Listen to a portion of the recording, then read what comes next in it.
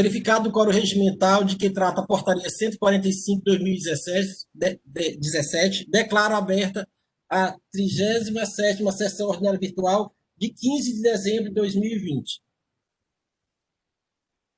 Gostaria de indagar se a ata da sessão anterior está aprovada, se tem alguma retificação a ser feita. Não havendo nenhuma retificação, declaro aprovada a ata da 36ª sessão ordinária de 14 de dezembro de 2020. Gostaria de anunciar que está disponibilizada a resolução de lavra da conselheira Elineide, referente ao processo 329/2018, Neves, distribuidor de bebidas. Resolução disponibilizada pela doutora Elineide. Dando prosseguimento à ordem do dia,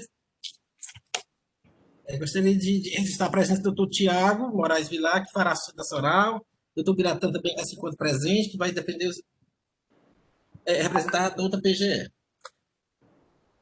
Ordem do dia. Processo de recurso 14667/2018, AI 2018-10-846.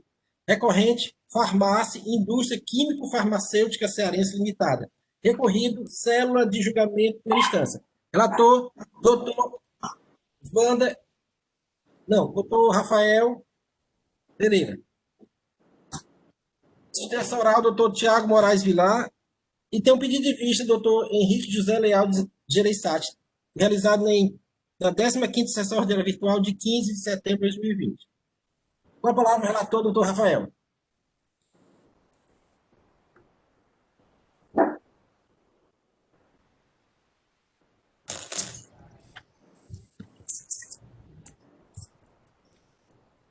Excelentíssimo presidente, estou mudando aqui de local porque a conexão ficou ruim, acho que melhorou agora. Processo em sessão novamente, é o auto-infração 2018-10-8460 contra a empresa Farmácia Indústria Química Farmacêutica Cearense. Saúdo os demais conselheiros, colegas e o advogado doutor Tiago Vilar e doutora Silvana. Trata o caso de apuração de ICMS na modalidade normal quanto ao FDI. A ementa do auto-infração é falta de recolhimento do imposto por toda em parte, inclusive por substituição tributária na forma dos prazos regulamentares. A empresa deixou de recolher ICMS referente à apuração de tributo no período fiscalizado em decorrência de utilização de CFOPs não destinados à produção da empresa no cálculo do FDI e a utilização de débitos referentes a produtos destinados a uso e consumo, segue informação complementar, CD e planilhas. Na sessão anterior, já esse caso foi bem discutido e houve um pedido de vista do conselheiro Henrique Gereissati. A controvérsia aqui é sobre a fórmula de cálculo do FDI, mas eu já adianto uma coisa interessante, né? Não houve uma discussão acerca dos CFOPs inapropriados para caracterizar uma produção própria. Por exemplo, CFOP de... Deixa eu ver aqui, que o auditor usou aqui, só um instante.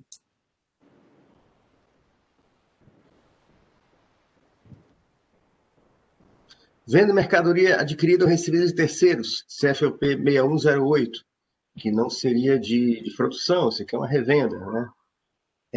CFOP 620, venda de mercadoria adquirida de terceiros entregue ao destinatário pelo vendedor remetente, em venda à ordem, ou venda de ativo imobilizado, ou devolução de compra de bem para o ativo imobilizado.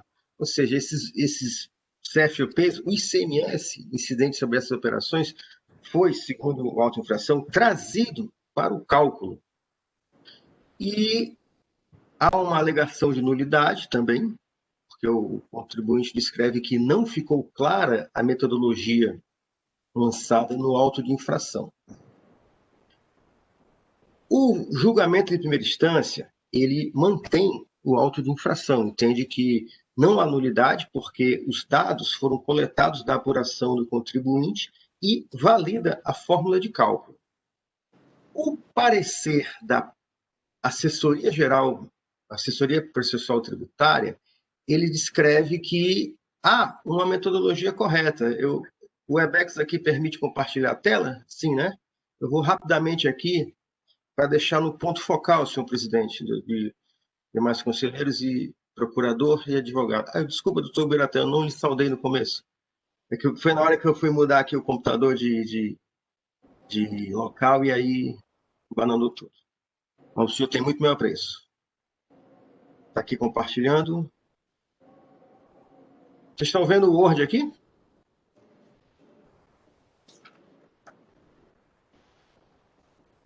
Está aparecendo. A compartilhar aí. Aparecendo agora. Pronto, né?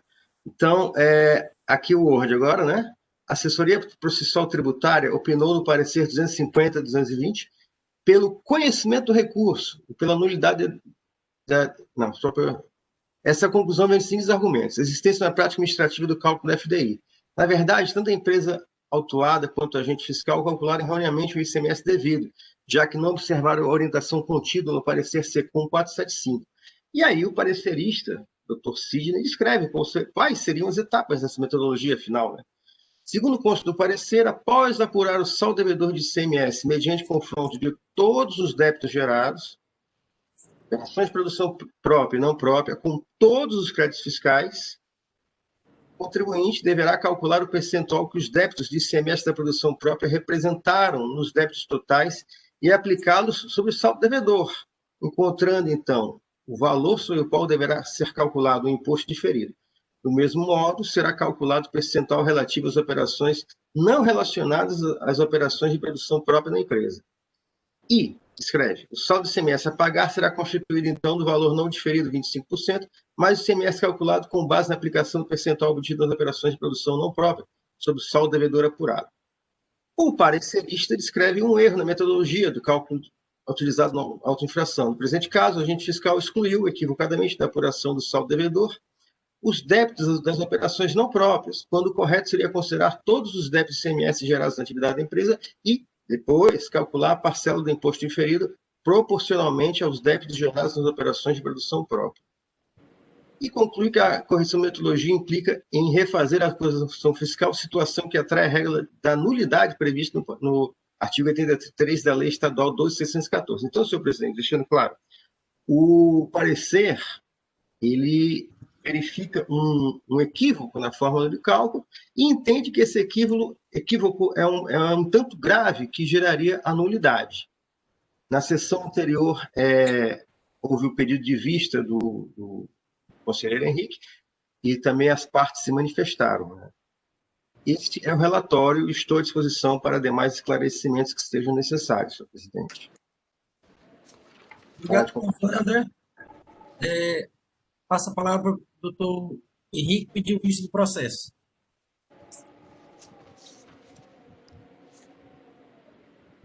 Primeiramente, gostaria de cumprimentar a todos, presidentes, senhores e senhoras conselheiros, doutora Silvia.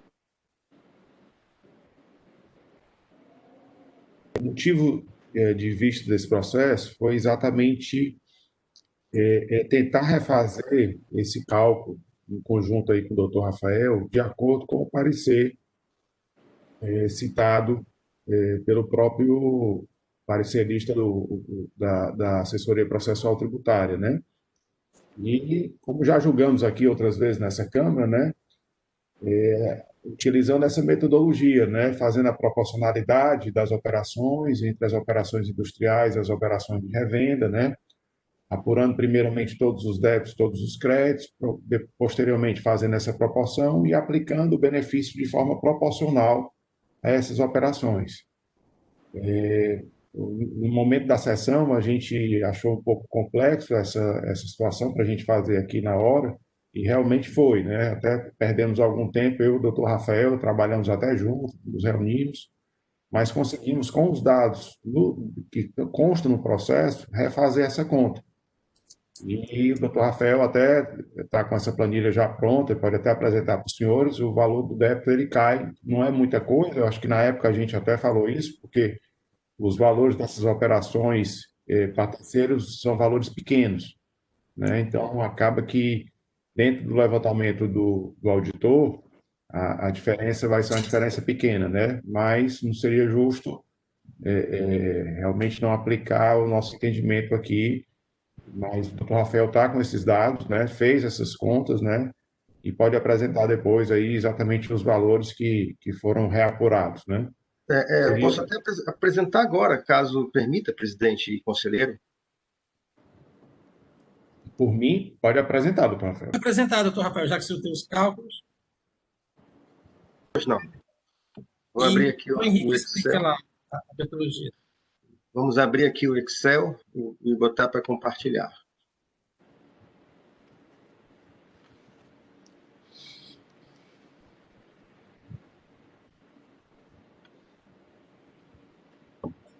O doutor Henrique sumiu aqui para mim, para vocês.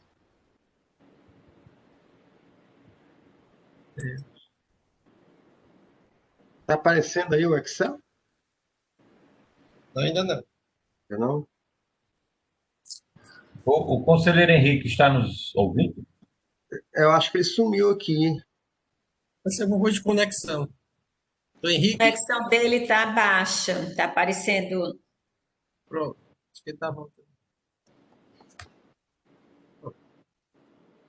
Pronto. Começando a compartilhar. Pronto. Perfeito, então. Pronto. Doutor Rafael, enquanto o doutor Henrique retorna, o senhor pode até explicar o que foi feito, já que foi feito a 4 mãos nessa planilha. Isso.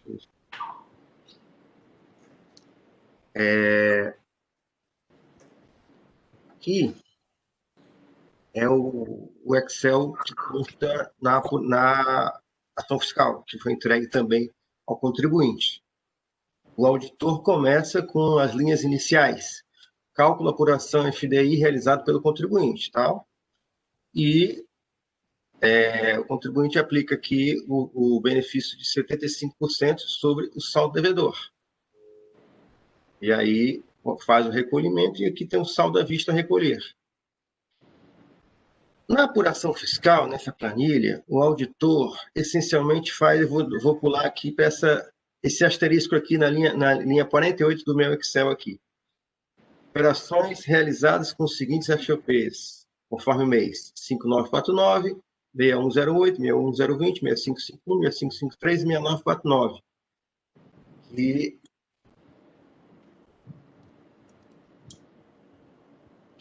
Pronto, é essa linha 12 aqui. Então, em alguns meses, está aqui de amarelo, apresenta, está aqui, alguns meses ocorreu essa situação. Segundo a metodologia do audito de fração, foi percebido que operações que não eram de saída de produção própria foram colocadas no bolo do incentivo fiscal. Então, esse foi o nosso trabalho aqui inicial. E o auditor colocou uma outra fórmula de cálculo aqui também. Note-se que os valores colocados pelo auditor são... Vou colocar como exemplo aqui o mês de... Henrique já voltou? Conexão, doutor Henrique? Voltei, estou aqui. Pronto. Então, o mês de fevereiro de 2014 tem uma determinação aqui na planilha de R$6.000 com uma falta de recolhimento. E, a partir do voto vista, nosso trabalho foi determinar a seguinte razão: proporção desses operações, mercadorias de não industrialização própria perante o total das saídas tributadas. E só nos meses onde isso aconteceu. Então, são números pequenos, aqui, 0,12945% nesse mês. Realmente, se for raciocinar um montante de, deixa eu subir aqui na linha 40, um montante de R$3.000 de débito no universo do débitos de 1.691.000 é pouco mesmo, né? Então, o voto vista e também o nosso trabalho, ele não altera muito, essencialmente, o valor colocado no auto-infração. Por quê? Usando o mês de fevereiro, está colocado aqui R$ 6.663,01 como falta de recolhimento. E a nossa análise aqui reduziu pouco, 5.490. Falando em números gerais, no auto-infração se dizia que no exercício todo de 2014, esse erro repercutiu como R$ 90 mil. Após esses microajustes, ficamos em R$ 87 mil. 2015 foi feita a mesma metodologia, deixa eu aumentar aqui. O valor que estava no auto-infração era de R$ 10 mil como pagamento menor, e aqui reduziu-se para 9.213, né? Eu devolvo a palavra ao doutor Henrique, né, e me colocando à disposição ainda para explicar mais o que aconteceu aqui. Essencialmente, a lógica foi essa aqui: calcular a proporção dessas saídas que não seriam de produção própria, que não são incentivadas, perante o total das saídas tributadas, né? Esse foi a novidade aqui do trabalho. Muito obrigado, senhor presidente. Vou parar de compartilhar a tela. Obrigado, doutor Rafael. Devolvo para o doutor Henrique para concluir o seu voto, o seu pedido de vista. Então, senhores, o que foi feito basicamente, como o doutor Rafael apresentou, foi trabalhar em cima dos dados apresentados pelo próprio auditor, né? E adequar essa metodologia à metodologia do parecer e que nós já adotamos aqui nessa casa, né? O auditor, no primeiro momento, ele teria excluído as operações de outros débitos com diferencial de alíquota de material de consumo, que o parecer assim o diz e está correto, nós mantivemos isso, mas a proporcionalidade referente às operações de venda de mercadorias adquiridas de terceiro não tinha sido aplicada pela metodologia do auditor. Então, o trabalho que o doutor Rafael aí fez muito bem e demonstrou foi exatamente fazer essa proporção e aplicar em cima do levantamento. E isso reduziu de forma pouco significativa, mas, de qualquer maneira, aplicando a justiça fiscal nessa conta, né? E, após esses valores que o doutor Rafael colocou, ainda foi deduzido a parcela de retorno que a empresa já deve ter recolhido, né? Porque essas operações são de 2014 e 2015, o retorno acontece 3 anos depois, né? Então, o que a empresa fez de financiamento, mesmo tendo sido a maior, ela já devolveu parte desse dinheiro, que seria o retorno do financiamento, né, do benefício, que seria o equivalente a 25%. Então, dentro daquele valor de 90 mil e 10 mil, que seria 2014 e 2015, o valor foi reduzido para 87 e 9 mil, respectivamente, e sobre esse valor foi dado ainda o abatimento do retorno. Então, o valor do crédito tributário reduz. Não tem o valor exato, doutor Rafael, mas o doutor Rafael está com a planilha aí, né? Eu acho que vai ficar em torno de 68 mil, se eu não me engano, né, doutor Rafael? Quanto seria o valor? Está sem áudio, doutor Rafael. Por volta desse valor mesmo, né? Tem as totalizações, usando também a mesma métrica da ação fiscal. Você tem o cálculo do valor do FDI. Aqui é valor recolhidos. 25% de 11.731.000. Aí o valor do FDI calculado conforme a auditoria fiscal, que é um pouco menor, e o valor que deveria ter sido recolhido, que é 75% de 11.743.000. Aí ele pega, o auditor pegou o valor recolhido pelo contribuinte, o valor da falta de recolhimento, e no final botou um menos o outro. É justamente a proporção que o contribuinte recolheu até a maior, porque a lógica é, se o contribuinte colocou um FDI maior, ele teve uma vantagem fiscal de um diferimento de 75%. Mas, por outro lado, ele também pagou 25% disso nos 36 meses seguintes, né? Como essa ação fiscal foi feita já 36 meses depois do momento dos partilhadores, o auditor houve por bem de colocar esses valores aqui. Então, no fim das contas, o auto-fração para o exercício 2014 era um valor de 68 mil. Neste aqui, nessa metodologia, teve uma redução não muito grande. 2.735, ano 2014. 2015, valor colocado originalmente foi 8.153, e a redução foi só de 1.242,76, usando o mesmo critério de cálculo. Pega o valor do FDI pelo contribuinte e aplica 25%. Pega o valor do FDI calculado em auditoria fiscal e aplica 25%. Quanto foi que o contribuinte recolheu maior? Um pouquinho, né? Um menos o outro. E aí se chega nesse valor. Obrigado. Então, só finalizando, o valor lançado no auto de infração de principal seria 76.372,59. E com esse novo levantamento, esse valor cai para 72.394,56. E aplicando a multa de igual valor, ficaria, na realidade, o valor do crédito total ficaria em torno de 144.789,13 centavos. Seriam essas as explicações iniciais, senhores, e estamos à disposição para qualquer demais esclarecimentos. Obrigado ao relator e ao conselheiro que deu vista pelas explicações. Gostaria só de lembrar que esse processo teve em sessão no dia 17 de setembro de 2020 e a preliminar de nulidade com relação à metodologia empregada já tinha sido afastada. Eu creio que a discussão gravitará em torno dessa questão do cálculo e do mérito da acusação. Passo para o doutor Biratã, caso não houver outra nulidade suscitada pela parte ou por alguns conselheiros. Passo a palavra ao doutor Biratã, procurador do Estado. Bom dia, senhor presidente, senhores conselheiros, doutor Tiago, doutora Silvana. Essa era, inclusive, a minha dúvida, presidente, que assim, será que essa nulidade, né, ela já realmente foi analisada, foi afastada? Eu não recordava aqui, porque, inclusive, assim, a gente já estava adentrando na questão dos cálculos, né? O pedido de vistas já se inseriu dentro dessa questão da análise dos cálculos, e eu estava tentando aqui recordar se essa nulidade ela tinha sido afastada. E aí agora tudo faz muito mais sentido, né? Porque assim, a gente já está justamente adentrando aí na forma de se calcular.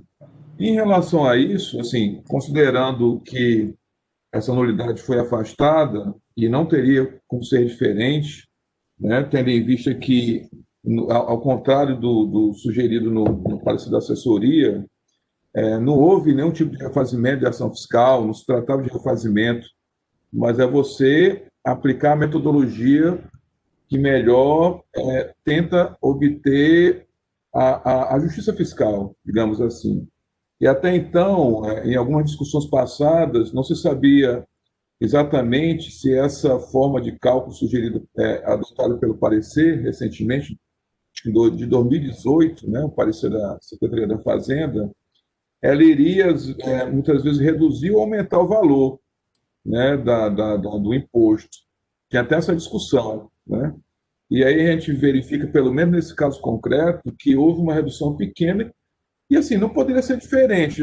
A gente está tratando de a melhor forma de cálculo, né? A melhor forma de analisar esses cálculos do FDI e tudo mais. E, assim, eu creio que as metodologias, acho que elas se aproximavam um pouco na obtenção do resultado. Então, assim, seria de estranhar, a meu ver, se os cálculos fossem muito discrepantes. Aí sim, aí você poderia dizer que a Secretaria da Fazenda estaria adotando, a auditoria fiscal, durante muito tempo, cálculos realmente extorsivos, assim, arbitrários, distantes da justiça fiscal. Então, assim, na verdade, a gente só constata que essa metodologia adotada pelo parecer, ela se aproxima muito da forma como, então, vinha sendo auditado. E, assim, como a gente já adotou, inclusive, essa metodologia do parecer, que é algo, acho que vem sendo adotado por todas as câmaras, o meu posicionamento é nessa mesma linha.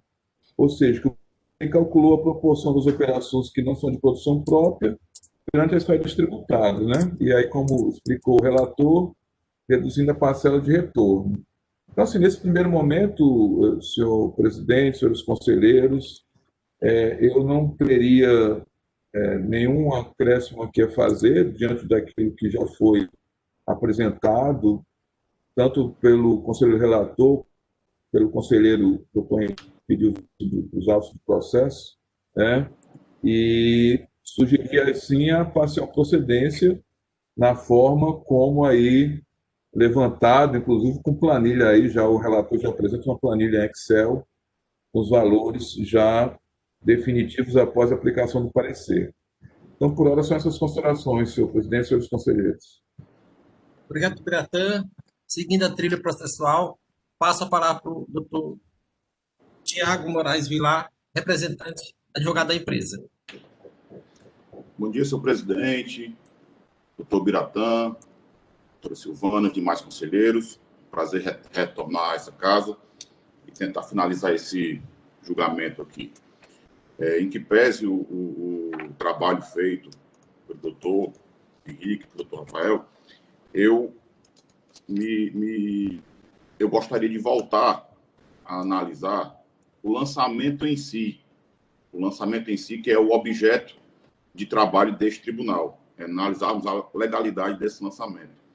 O lançamento, quando foi efetuado, ele não se imiscuiu nos CFOPs utilizados pelo contribuinte, no primeiro momento, né? O objeto do lançamento foi o quê? Nas descrições dos débitos e créditos levados à apuração pelo contribuinte, o auditor fiscal, ele entendeu que a metodologia estava equivocada, em que pese o presidente ter informado que a gente superou a nulidade, mas eu acho que a gente tem que voltar a esse assunto, porque esse é o objeto do processo. Me causa um pouco de preocupação, porque, de fato, essa Câmara teve um trabalho para refazer todo o trabalho, esse cálculo aritmético que foi feito, para validar ou não, ou aproximar ou não o valor do crédito tributário. E a metodologia aplicada pelo fiscal, a meu sentir, ele está totalmente contrário às prescrições legislativas, em que pese o que foi feito pelo contribuinte, que pese o que está no parecer. Então, essa metodologia aqui, que ele apenas... O que é que, em suma, presidentes e senhores conselheiros, é isso que eu queria trazer a reflexão novamente. O que é que o fiscal autuou a empresa? Porque a empresa globalizou os seus débitos e abateu com os seus créditos. No entendimento do fiscal, a metodologia seria outra. Ele deveria retirar esses débitos de estorno, que seriam os diferenciais de alíquota, e aplicar após a aplicação do FDI. A premissa que o contribuinte utilizou é de aplicar o FDI sobre as operações próprias e não a esses estornos de débito. Enfim, eu me acostaria, presidente, com a devida vênia, ao entendimento do parecer, de fato, pela nulidade, porque a metodologia que o agente fiscal utilizou no lançamento está em contrariedade com a legislação.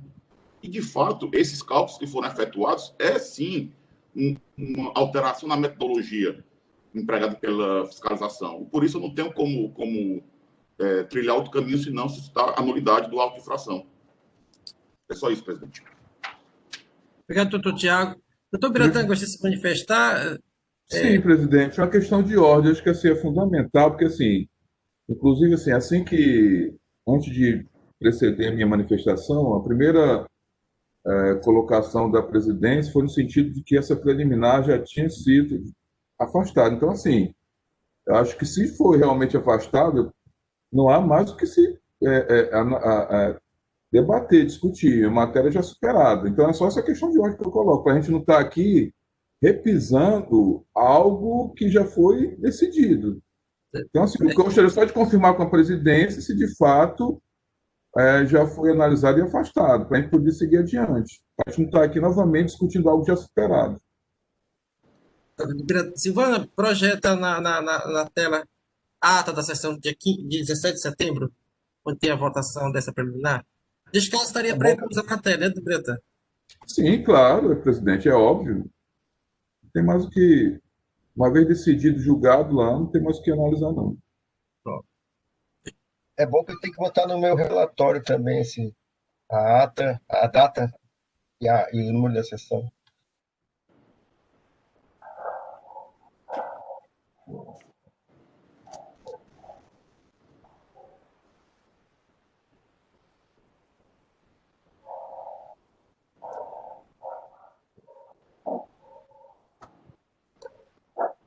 Pronto. Se você esperar um instante, lá em cima a gente vê que é a décima, só a identificação da sessão, Silvana.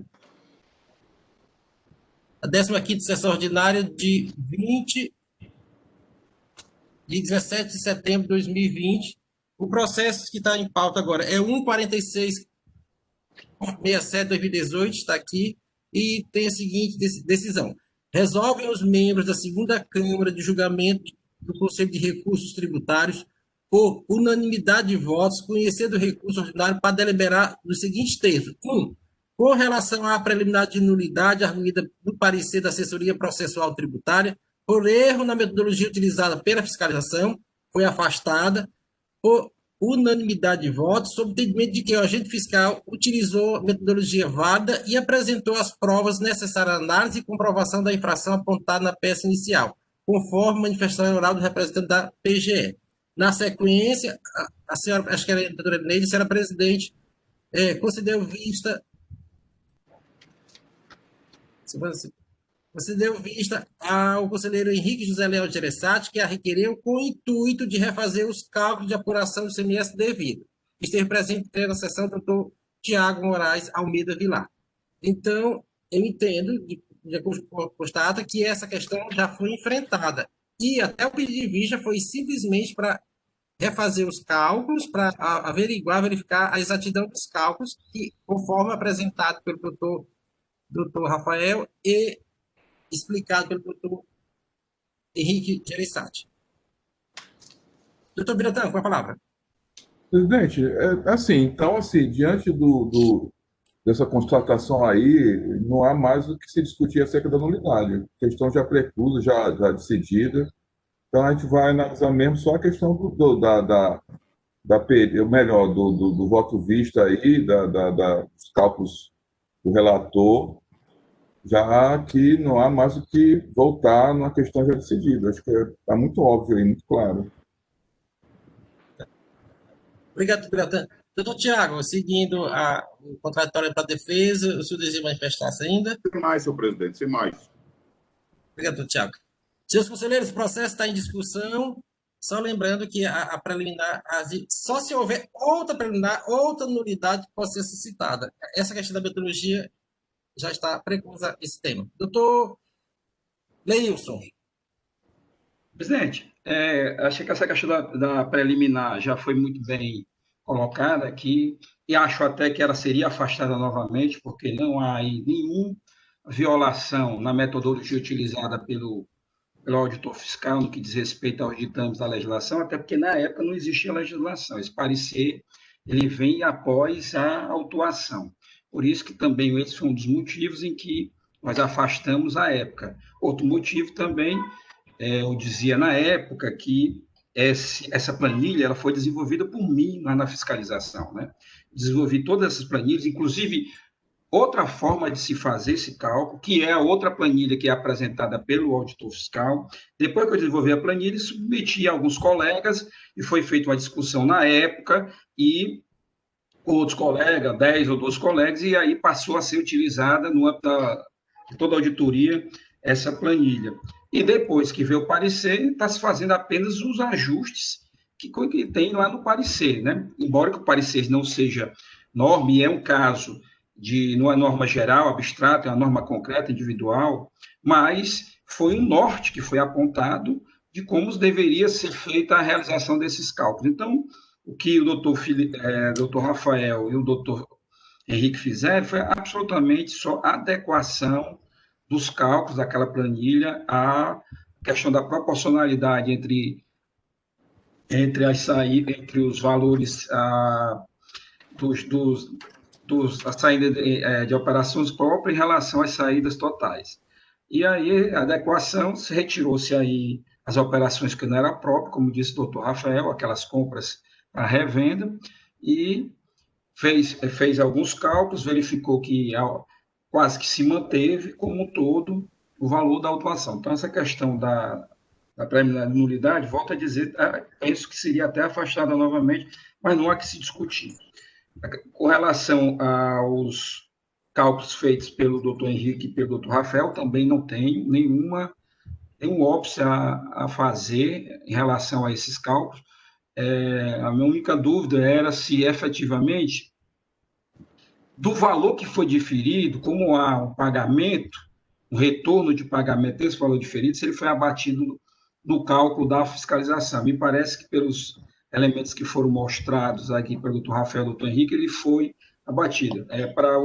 Só para reavivar, dando um exemplo prático, né? Se nós temos um mês R$ 10.000 lá de saldo devedor e a empresa tem 75% de diferimento, que é o adiamento do pagamento, desses 7.500 que são diferidos, depois de 36 meses, a empresa tem que começar a pagar. Só que esses 36 meses é de carência, então começar a pagar. Só que quando a empresa vai pagar, ela não paga os R$ 7.500 que foi diferido. Ela paga 10%, 20%, 15%, 1%, de acordo com o seu tempo de acordo com seu regime especial, né? Eu fiz até críticas em relação a isso, que transformaram o diferimento em uma isenção ad eterno, né? Críticas acadêmicas que eu fiz, que diferimento é uma coisa e isenção é outra. Mas a partir do momento que eu abro mão do que foi diferido, parcela do que foi diferido, e aí tem casos de 90%, 95%, que você abre mão, que é o retorno de pagamento, você está isentando ad eterno. Mas é como está na lei, é como está no termo de acordo, é como está no regime especial lá do FDI, registrado no termo de acordo, nós temos que obedecer. Embora, volte a dizer, há sim críticas acadêmicas que devem ser colocadas nessa metodologia utilizada no Estado de Ceará, que transforma um diferimento, um adiamento de pagamento em uma isenção, né? Há uma toda, são institutos absolutamente diferentes. Então, assim, mas mesmo assim, foi evidenciado esse desconto. Por que eu faço essas colocações? Porque supondo-se que haja um auto de infração dentro desse período de carência, os 36 meses, não tem pagamento. Tá? Dentro dos 36 meses, não há pagamento. A operação em 2020 agora foi feita um diferimento. Aí a fiscalização em 2022 verifica que haveria sim um pagamento, haveria um FDI a ser recolhido e tal. Aí, mas tem que ver quanto é que foi pago de retorno desse diferimento. Nesse período de carência, não tem diferimento.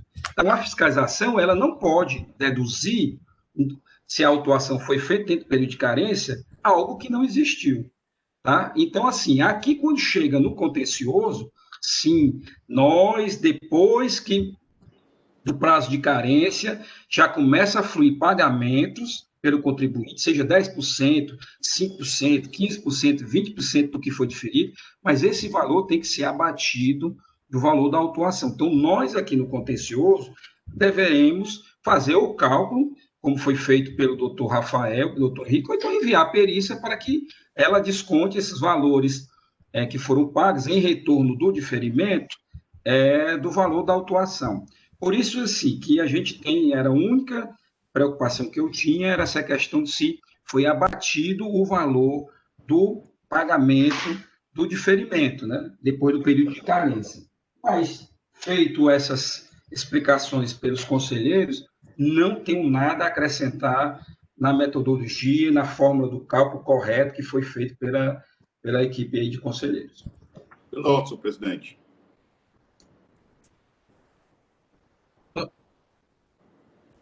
Senhor presidente, eu não sei como é que o senhor vai conduzir essa votação, mas eu tenho um destaque sobre a multa, o valor da multa. Ok, só um instante. Doutor Tiago tinha pedido a palavra. Tiago. Muitíssimo obrigado, presidente. Era só até mesmo um esclarecimento que eu queria que essa Câmara me desse, só para fins até de aprendizagem mesmo. Então, nesse julgamento, essa ordem de abatimento dos débitos, ela está correta, do jeito que foi feito pelo contribuinte. O que não está correto são os CFOPs que ela considerou como como produção própria, seria isso? E aí houve essa exclusão desses CFOPs, desse quanto, seria isso? Não, eu creio que não, doutor Tiago. Por quê? Porque o que o contribuinte fez? Ele não utilizou a proporcionalidade. Ele somou todos os débitos, os créditos, fez o abatimento, deu um valor de saldo devedor e ali ele jogou a redução lá do diferimento. Ou seja, então ele não observou aí a proporcionalidade. Que proporcionalidade é essa? É o total das saídas de operação próprias, aquelas que são industrializadas pela empresa, em relação às saídas totais. Ou seja, em outra linguagem, aquilo que foi incentivado, débitos do que foi incentivado, das operações incentivadas, sobre os débitos totais. Esse cálculo a empresa não fez. E por que ela não fez? Porque ela se utilizou de diferimento em cima de compras de mercadorias que ela revendeu, que ela não industrializou. E aí o FDI não incide sobre isso. Entendi. Prestado esclarecimento, volta a palavra para o doutor Rafael. Senhor presidente, o senhor poderia... Acho que tem duas opções, né? Votar quanto à questão do mérito propriamente dito e a multa. Eu tenho aqui um destaque de multa. Eu entendo que a multa deva ser de 50%. O senhor quer que eu exponha agora para votar tudo de carreirão ou primeiro uma coisa e depois outra? Não, expõe agora, doutor Rafael. Até depois a gente vai ouvir a PGE sobre esses temas, já que a PGE se manifestou com multa integral. Certo? Expõe agora o seu destaque para ouvir o PGE e também a pasta. Ok, presidente, muito obrigado. Senhor presidente, aqui é uma discussão antiga que se aplica-se o artigo 123, 1D, que é com multa de 50%, conforme eu estou compartilhando aqui, ou o valor do imposto. O auto-infração, ele crava na linha C, uma vez o valor do imposto. No curso voluntário do contribuinte e também das impugnações, o contribuinte pede a reclassificação pela D, que o essencial é quando as prestações de imposto a recolher estiverem regularmente escriturados. A nossa opção aqui que nós estamos vendo segundo o critério do parecer SECOM na apuração do FDI, a primeira lógica do cálculo do FDI contempla o balanceamento entre débitos e créditos, como está na Lei 2.670. Então, eu tenho aqui uma seguinte compreensão. Eu tenho um superconjunto de entradas de cada operação com sua base de cálculos, sua alíquota para determinar o crédito, e temos lá um valor do crédito. Aí nós temos também um outro superconjunto, que são as saídas. As saídas todas geram um valor de débito por cada operação e depois o agrupado. Ora, após a escrituração, o contribuinte descobre o saldo devedor e ele tem que só fazer uma dedução. Ele descobre o saldo devedor apurado e aí, para operacionalizar o FDI, faz uma dedução conforme esse artigo 23 do decreto da época. Esse aqui é o decreto 29.183/2018. 2008, desculpa. Então, nós entendemos que deve se aplicar menor. Por quê? Os dados básicos já são conhecidos. E a regra do artigo 1231 é quando o valor do imposto estiver escriturado. A dedução é um momento posterior, senhor presidente. É a minha ideia aqui que eu submeto aos colegas após a manifestação das partes. Muito obrigado. Então, o doutor Rafael inclina-se pela redução da multa de 50%, né? Obrigado, doutor Rafael. Vamos ouvir a PGE, depois passo para o doutor Tiago. Já está com relação a essa proposição do doutor Rafael. Presidente, assim, embora assim, o doutor Rafael tenha apresentado uma ponderação bem razoável dentro aí do que ele analisou da legislação, mas assim, nesse ponto aí eu entendo assim, não é questão de ser rigoroso, mas embora nesse estágio que o doutor Rafael faça menção a princípio, o contribuinte teria se pautado dentro do que determina a legislação. De qualquer forma, ao final, né, quando você vai concluir pelo imposto devido, você acaba encontrando uma diferença. Então, assim, e quando você fala, a meu ver, regulamento estruturado, ele tem que suprir de regularidade todas as etapas, inclusive a declaração final, onde aquele imposto, então, vai ser declarado. Então, diante disso, eu entendo que eu não entendo a razoabilidade, assim, achei bem interessante a colocação do relator, mas, assim, eu continuo entendendo pela aplicação da integralidade da multa, já que, ao final, há essa diferença e, portanto, não teria como eu aplicar essa redução. Nossas considerações, senhor presidente. Obrigado, Piratã. Doutor Tiago, com relação a essa redução, o senhor quer se manifestar? Não, presidente, basicamente, já que se falou tanto aqui em justiça fiscal, não tenho como não me acostar à proposição, sim, da redução da multa. Obrigado, doutor Tiago. Senhores, processo aí de discussão.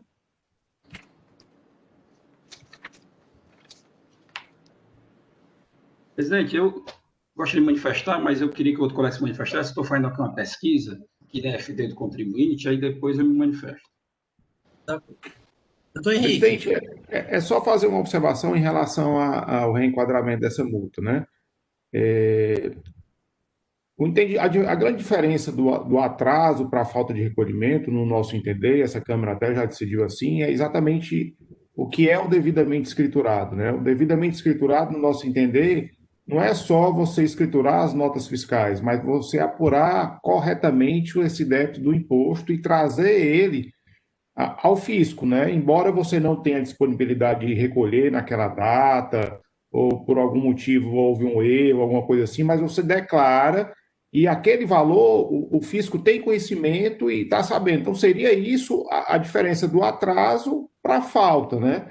Então, no caso, embora as notas tenham sido devidamente escrituradas, mas a apuração não foi feita de forma correta, então ele impossibilita a visualização desse débito, né? E, consequentemente, só seria efetivamente cobrado em função de uma ação fiscal que fizesse toda a análise, né? Diferente dos débitos do Citran, que tem aquela súmula do CONAT, que você já tem aquele valor que já está constatado no sistema, então aquele valor já está, já inclusive, passivo de lançamento, né? Sem nenhum problema em relação a isso. Então, por conta disso, eu também me acosto ao posicionamento da Procuradoria, no sentido de manter a multa que foi lançada pelo auto de infração. Seriam essas as minhas considerações iniciais. Obrigado, doutor Henrique. Doutor Elineide quer falar? Doutor Henrique, depois devolvo a palavra ao doutor Leilson, que tinha pedido. Doutor Elineide. Bom dia a todos. Nesse caso aqui do FDI, eu vejo, inclusive, que as notas estão lançadas como estão escrituradas com os valores corretos.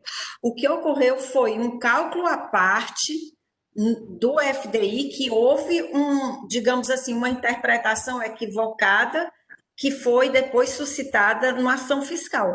Mas as notas estão escrituradas, os valores estão lá declarados. Então, eu tenho me manifestado com relação a essa questão em falta de apuração, falta de recolhimento decorrente de operações de FDI como atraso, porque eu vejo que esse é um caso também bem típico de que o contribuinte, as notas estão escrituradas na FD, os valores estão lançados. O cálculo depois do FDI é que foi feito com equívoco, ou erro, que quer que seja.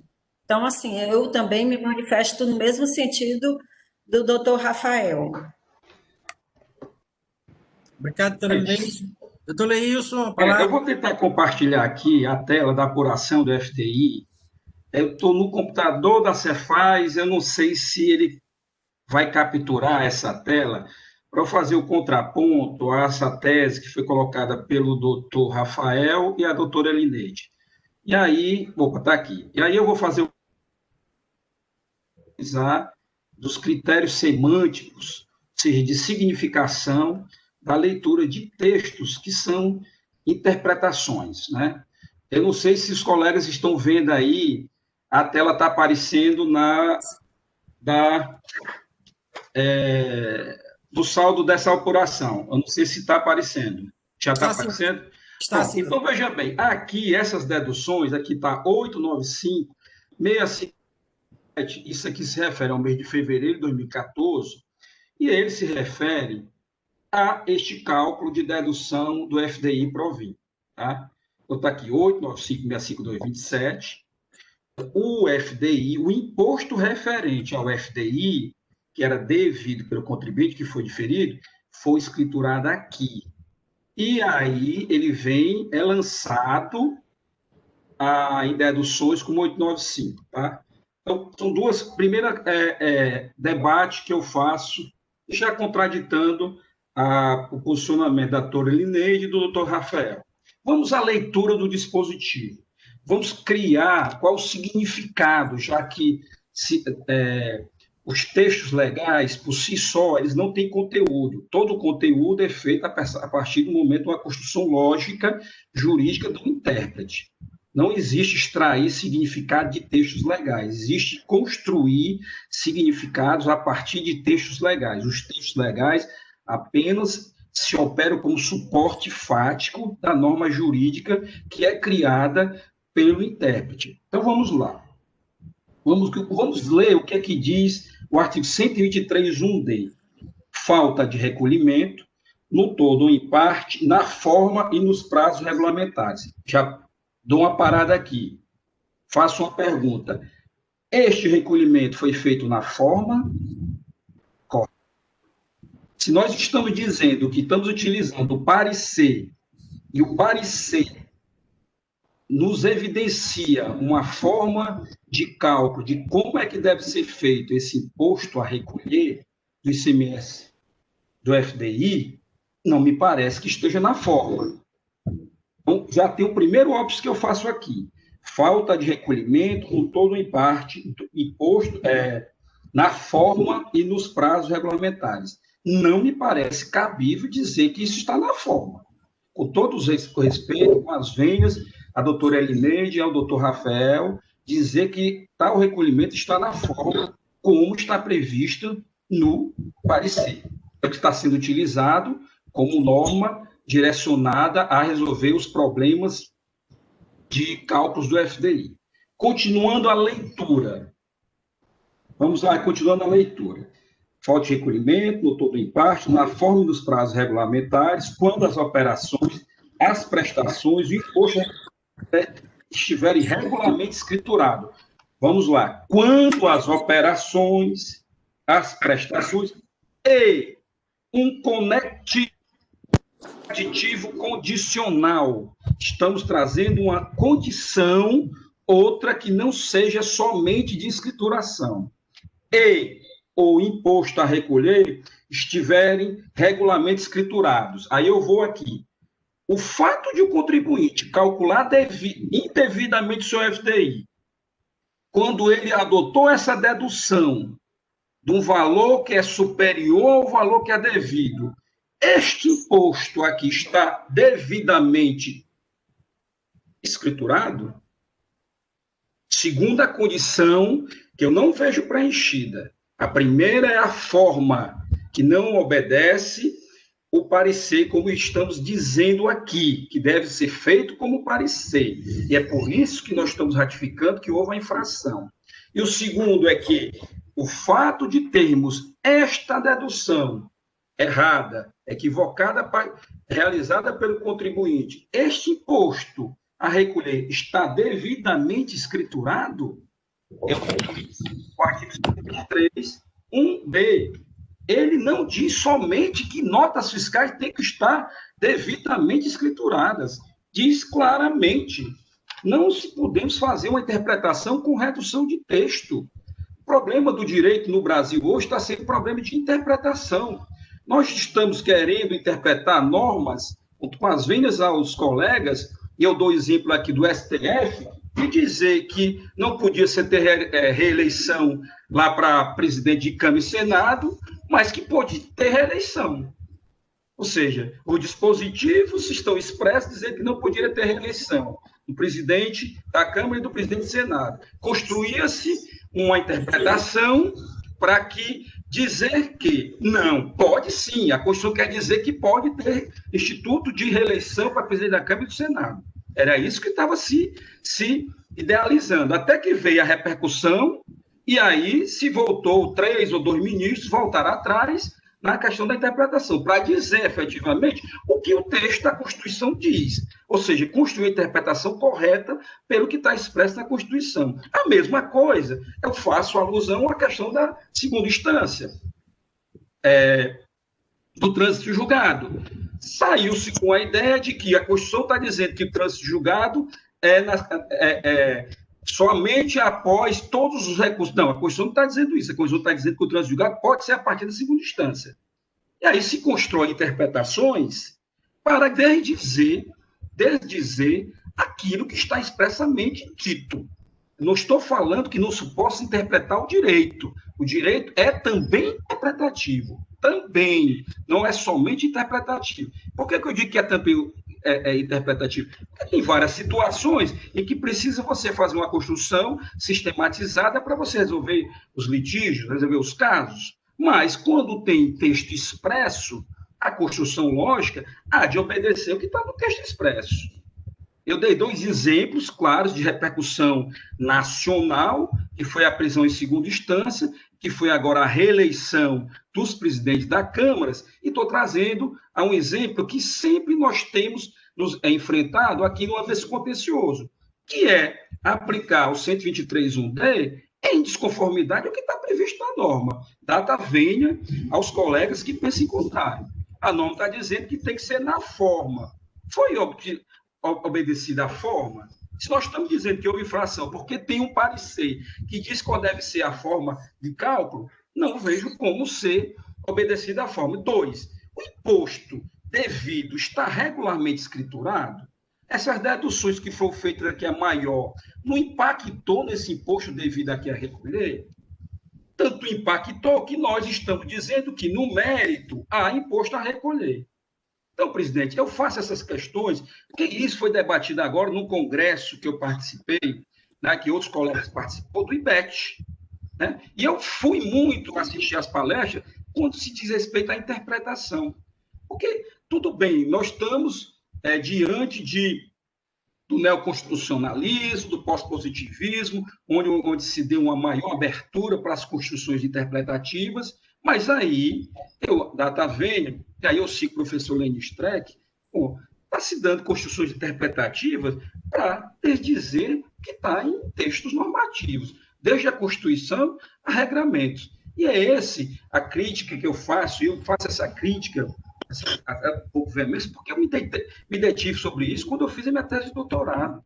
Um dos capítulos do título da minha tese do doutorado é o não, eu botei entre parênteses, não, livre convencimento dos julgadores administrativos na decisão dos casos, dos litígios lá e tal. Não existe livre convencimento. Seu livre convencimento é em relação a interferências externas, internas, políticas, econômicas, seja de quem for.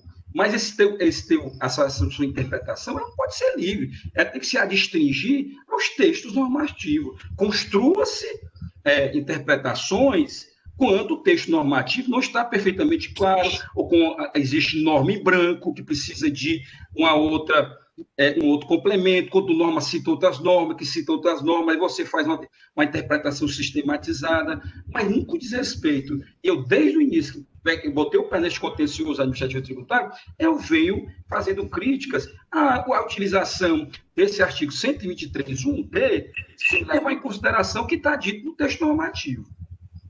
Eram essas colocações, presidente, que eu gostaria de fazer, e eu já vou tirar aqui a tela do compartilhamento. Obrigado, doutor Leilson. Quando o senhor começou sua fala, eu lembrei do congresso lá do IBEST, lá também assisti todas as palestras, falam muito dessa interpretação lógico-semântica mesmo. Paulo de Barros Carvalho, PBC, né? Senhores, você está em discussão. Doutor Wanda, quer falar? Eu queria falar, mas eu vou esperar o doutor Wander e também os demais. Ah, obrigado aí pela deferência, conselheiro Rafael. Bom dia a todos.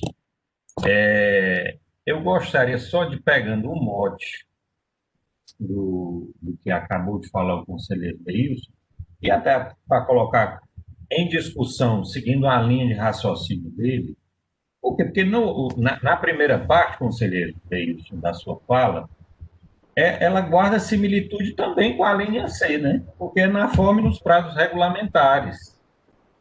Então, aí, como a forma, na sua lógica, não estaria sendo atendida, como ficaria a aplicação da linha C? Não, ela é auto-aplicável. É o próprio linha C.